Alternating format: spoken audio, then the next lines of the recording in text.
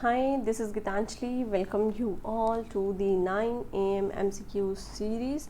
इस सीरीज़ में हम कर रहे हैं डेली 9 बजे 20 MCQs। अभी जो हमारी सीरीज़ चल रही है वो है इंडियन एविडेंस एक्ट की। अब तक हम 80 क्वेश्चंस कवर कर चुके हैं, तो फर्दर कंटिन्यू करते हैं ताकि सुबह सुबह आपकी मेमोरीज फ्रेश हो और आप कुछ नया सीख सकें। तो चलिए स्टार्ट करते हैं। स्टार्ट करने से पहले मैं बताना चाहूँगी कि अगर आप हमारे पेड कोर्सेज़ को परचेज़ करना चाहते हैं, लीगल सर्विसेज, लीगल नोट्स या फिर कोई और सर्विसेज, लीगल सर्विसेज के बारे में जानना चाहते हैं, तो आप नीचे दिए गए नंबर्स पर कांटेक्ट कर सकते हैं। या फिर आप मेरे साथ किसी भी सब्जेक्ट के रिगार्डिंग इंटरैक्टिव सेशन चाहते हैं तो आप हमें कमेंट सेक्शन में बता सकते हैं और नीचे दिए गए नंबर्स पर कांटेक्ट कर सकते हैं। अगर आपका कोई सजेशन या ओपिनियन हो तो ज़रूर आप अपना कमेंट सेक्शन में बताएं। चलिए स्टार्ट करते हैं बिना टाइम वेस्ट किए हुए। क्वेश्चन नंबर 81 से, a dying declaration to be admissible. Dying declaration किसी के भी सामने हो, ठीक है, वो एडमिसिबल होगी। सो यहाँ पर आंसर होगा आपका option number D, may be made either before a magistrate, police officer, doctor और अ प्राइवेट पर्सन। किसी के भी सामने हो वो एडमिसिबल होगी। Next question number 82, declaration in course of business are admissible. Course of business कहाँ पर दिया गया है? सेक्शन नंबर 32 में, तो 32 क्लोज 2 में, ठीक है। आंसर होगा इसका ऑप्शन नंबर बी। चलिए question number 83, declaration as to custom, पहले भी कर चुके हैं हम ये क्वेश्चन। कस्टम हमें कहाँ पर दिया गया है? सेक्शन 32 क्लोज 4 में। Next question number 84, under section 32 clause 4 of the evidence act, the declaration as to public right and custom are admissible. Private right and custom are admissible. Both public and private right and customs are admissible. So यहाँ पर जो 13 में rights है ना, वो public और private दोनों हैं, ठीक है। और जो 32 में है ये पब्लिक राइट्स हैं। तो आंसर होगा यहाँ पर ऑप्शन नंबर ए, ठीक है, इसको ध्यान में रखना है। चलिए नेक्स्ट क्वेश्चन, क्वेश्चन नंबर, एक मिनट दीजिएगा। Next question number 85, opinion of expert are relevant. ये तो सभी को पता होगा मुझे लगता है कि एक्सपर्ट की ओपिनियन कहाँ पर है, किस सेक्शन में है हमारे पास, तो ये है सेक्शन नंबर 45 में। Next, under section 45 of the evidence act, the opinion of expert can be for identity of handwriting और फिंगर इम्प्रेशन, किसी भी चीज़ के लिए हो सकती है। So answer here is option number C, both A and B, ठीक है। चलिए नेक्स्ट आ जाते हैं हम क्वेश्चन नंबर 87 पे। Under section 45 of evidence act, the opinion of expert can be on the question of, किस क्वेश्चन पर हम एक्सपर्ट की ओपिनियन लेते हैं? देखिए फॉरेन लॉ पे लेते हैं, इंडियन लॉ पे हमें इंडियन लॉ के बारे में तो पता ही है, हम वहाँ पे ओपिनियन क्यों लेंगे? तो फॉरेन लॉ के लिए लेते हैं हम, ठीक है। आंसर होगा option number B. Next question number 88, opinion of an expert under 45 of the evidence act is, opinion I, क्या ये कंक्लूसिव प्रूफ है या नहीं है, या फिर ये सपोर्टिव और कोरोबोरेटिव इन नेचर है? सो आंसर हियर इज, ये सपोर्टिव और कोरोबोरेटिव इन नेचर होता है, कंक्लूसिव नहीं होता। कोई ओपिनियन दे गया, मैजिस्ट्रेट की मर्जी है माने या ना माने। Next question number 89, disputed hand writing can be proved bye, कोई हैंड राइटिंग का डिस्प्यूट है, कैसे प्रूव होगी? By calling an expert, yes. Bye examining a person acquainted with the hand writing of the writer of the question document, yes. By comparison of two admitted and disputed handwriting, yes. So answer here is option number D, all of the above. Next question, question number 90, the res inter alia acta is receivable. ये maxim किस section से related है? ये related है section number 46 से। इसको learn कर लो, ये तो आना ही आना है एग्ज़ाम में ना।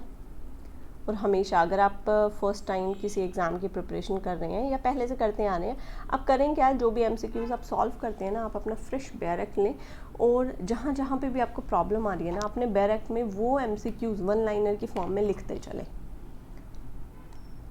Next, question number 91. Entries in book of account regularly kept in course of business are admissible under section 34 of the Evidence Act if they are themselves created a liability, if they are themselves do not create a liability, irrespective of whether they themselves create a liability or not. तो कुछ भी हो, books of account से liability का question आए या ना आए, कुछ और क्वेश्चन भी आ सकता है, तो ये एडमिसिबल होंगे. ठीक है. सो answer here is option number C. Next, section number 9, question number 92. When the court has to ascertain the relationship between one person and another, the opinion of any person having special means of knowledge and expressed by conduct is admissible. Relationship के लिए मैं आपको बताती हूँ मैंने कैसे याद किया हुआ ये. देखिए, किसी भी रिलेशनशिप को रन करने के लिए दो पार्टीज़ हैं, दोनों पार्टीज़ का इक्वल इन्वॉल्वमेंट होना चाहिए, यानी 50-50 इन्वॉल्वमेंट होना चाहिए. तो हम इसको याद कर सकते हैं, ये सेक्शन नंबर 50 में दिया हुआ है. ठीक है. नेक्स्ट, चलिए next question number 93. The relationship in section 50 of evidence act means. किस तरह के रिलेशन की बात की हुई है? रिलेशनशिप बाय ब्लड और मैरिज और अडॉप्शन, किसी भी तरीके का रिलेशन हो. ठीक है. Answer here is option number C. Next question पे आते हैं, क्वेश्चन नंबर 94. क्वेश्चन है opinion as to relationship of marriage under section 50. अब ओपिनियन बताना है. ठीक है. Is admissible in case of offence against marriage. Yes. Is admissible in proceeding under Indian divorce act. ना, इसको अभी हटा दो. ठीक है. क्वेश्चन दोबारा से पढ़ते हैं. Opinion as to relationship of marriage under section 50 क्या होगा? Opinion is admissible in case of offence against marriage, is admissible in proceeding under Indian divorce act, is admissible both A and B, is neither admissible in case of offense against marriage nor in proceeding against. ये जो relationship की बात यहाँ पर की गई है ना, ये एडमिसिबल नहीं होगा. किस किस केस में? मैरिज के केस में, मैट्रिमोनियल केस में नहीं होगा, डाइवोर्स केस में भी नहीं होगा. मतलब जहाँ पर मैट्रिमोनियल ऑफेंस है ना, वहाँ पर ये कोई ओपिनियन एडमिसिबल नहीं होगा. ठीक है. तो ये चीज़ ध्यान रखनी है यहाँ पे. Next, question number 95. Proposition under Indian Evidence Act are: in civil cases, character evidence is inadmissible unless the character of a party is fact in issue.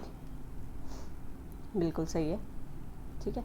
मैं आपको पहले थोड़ा सा बता देती हूँ. सिविल में क्या होता है, अगर कोई पर्सन का कैरेक्टर पे कोई क्वेश्चन आता है, बैड कैरेक्टर है, गुड कैरेक्टर है, तो क्या आप उसके बैड या गुड कैरेक्टर की वजह से उसके प्रॉपर्टी के राइट्स ख़त्म हो जाएंगे? नहीं ना. इसी तरीके से सिविल केसेस में अगर किसी पर्सन का कैरेक्टर बैड है या गुड है, कैरेक्टर इररेलेवेंट होता है सिविल केसेस में. इतना ध्यान रखना है.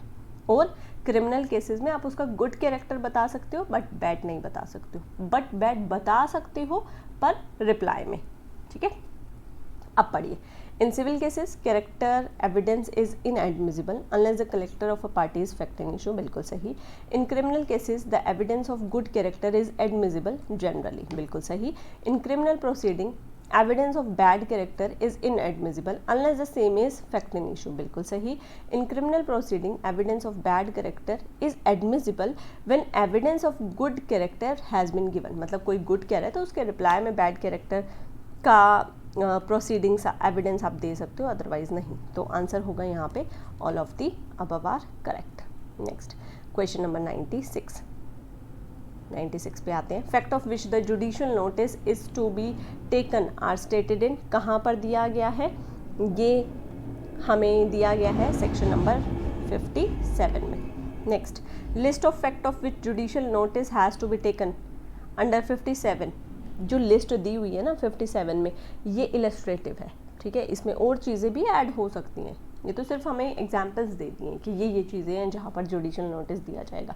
अदरवाइज ये लिस्ट का कोई एंड नहीं है. Next, question number 98. Fact which need not be proved by parties include. जो पार्टी को प्रूव करने की ज़रूरत नहीं है. Fact of which judicial notice has to be taken. Court ने खुद से ही नोटिस ले लिया, हमें क्यों प्रूव करना. Next, fact which have been admitted by the parties और बिफोर द हियरिंग. जब खुद से ही पार्टी ने एडमिट कर लिया, प्रूव करने की ज़रूरत नहीं है. आंसर होगा यहाँ पे ऑप्शन नंबर सी. ऐसे फटाफट से क्वेश्चन करने में थोड़ा सा तो इंटरेस्टिंग लगता होगा ना कि हमने थोड़ी सी देर में कितने सारे क्वेश्चंस कर लिए, और साथ साथ दिन में जब भी आपको टाइम लगे आप थोड़ा थोड़ा सा बैरक पढ़ लिया करो, अगर आप जॉब कर रहे हैं तो। और अगर आप सिर्फ एग्ज़ाम की प्रिपरेशन कर रहे हैं तो वेल एंड गुड है, पढ़ते भी रहो, क्वेश्चन भी सॉल्व करते रहो। Next question number 99, the court may in its discretion call for providing the fact.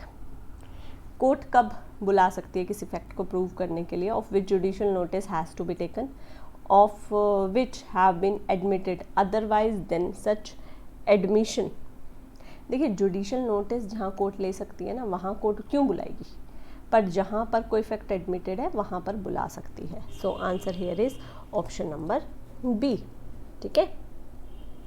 Next question number 100, oral evidence under section 60 of evidence act में भी कैसा होना चाहिए? ओरल एविडेंस डायरेक्ट होना चाहिए। ठीक है।